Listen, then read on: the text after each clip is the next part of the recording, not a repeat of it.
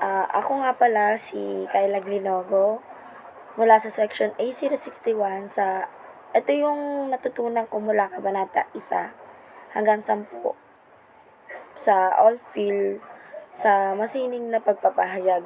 Kabanata 1, Kalikasan ng Retorika. Ayon kay Aristotle, ang retorika ay mabisa at kahikayat para sa pagtatalumpati para makapagpahikayat. Ang retorika ay ginagamit sa pakikipagtalastasan at pag-uusap. Ang layunin nito ay para mahasa ang tao. May iba't ibang larangan, edukasyon, relihiyon, legalidad, kultura, sosyolohika, at politika. Ngayon, magtungo naman tayo sa Kabanata 2, ang retorika at gramatika. Ang retorika ay tamang paggamit ng salita. Ang retorika ay mula sa Griegong salita na retor, na ibig sabihin ay taong mahusay na panunumpalampati. Meron namang 3 mahalagang bagay na sinasaklaw ng wika. Unang-una, pag-aaral ng anyong uri ng salita. Pangalawa, tamang paggamit ng salita. At 3, tamang pag-uugnay ng mga salita. Mayroong 10 bahagi ng pananalita. Mga nominal, mga panuring or modifier, mga pag-ugnay or connectives, mga pananda or markers, pag-uugnay, pang-ukol o preposition, pangatnig or conjunction. May 2 uri ng pangatnig, panimbang at pantulong.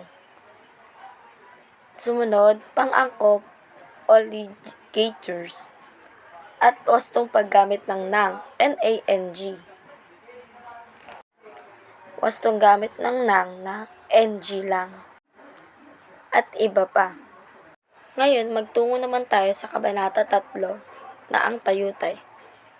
Ano nga ba ang tayutay? Ang tayutay o figure speech sa wika Ingles ay may mga salita na pahayag na gumagamit ng mga salitang mataringhaga upang ang pagpapahayag ay maging kaakit-akit, makulay at mabihasa. Mabilis maunawaan pag nag-iiba ng word kasi may ibang salita talaga na hindi talaga natin maintindihan. Kaya kailangan talaga matutunan ang tayutay. At ang tayutay ay mula elementary pa lang tayo hanggang sa naging junior high tayo, hanggang sa naging senior high tayo. Lagi natin itong pinag-aaralan at hindi nawawala ang subject natin na Filipino. Kaya mas lalo nating mabilis maunawaan kung ano nga ba ang tayutay at mga saklaw neto ng tayutay.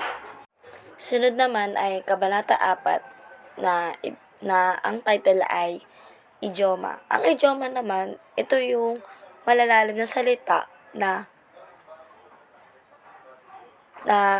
example ay anak pawis. Ibig sabihin duka o mahirap. Na iniiba yung word para hindi gaanong mapanakit sa ibang tao. Na mas magandang tignan or mas maganda yung ganong word para maintindihan ng tao. Sa Kabanata 5 naman, batayang uri ng discourse. Ang batayang uri ng discourse ay isang mahalagang bahagi ng anumang pananalita o sulatin. Ito yung naghihikayat o nanghihikayat sa mga tao. At may mga iba't ibang uri pa ng discourse na iba yung paraan kung paano panghikayat ng ibang tao.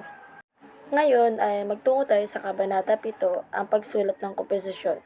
Ito yung tamang pagsulat ng komposisyon na kung paano aayusin, kung paano maganda yung flow ng hanggang para mahikayat yung mambabasa. At yung Kabanata 8 naman ay mapanuri at kritikal na pagbasa. Ito yung sa Kabanata 8 naman ay dito pinapakita yung tamang pagbasa mo ng maayos na mabilis mo maunawaan na malalaman mo agad kung ano talaga yung nilalaman na isang binabasa mo. At sa Kabanata 9 naman, komposisyong personal, tulad ng journal, autobiography, reflection. Ito yung about sa sarili mo, kung ano natutunan mo, about sa sarili mo na anong personalidad ka ba or kung ano yung kinakatayuan mo ngayon sa lipunan. At ang huli, kabanata 10, komposisyonal popular. Dun yung slogan, patalastas, awit, comics, television at radyo. Dito sa slogan na pinagawa sa amin na paano yung paano yung sa kurso namin about sa lipunan, kinakatayuan sa lipunan, gaano kahalaga ito, yun lang.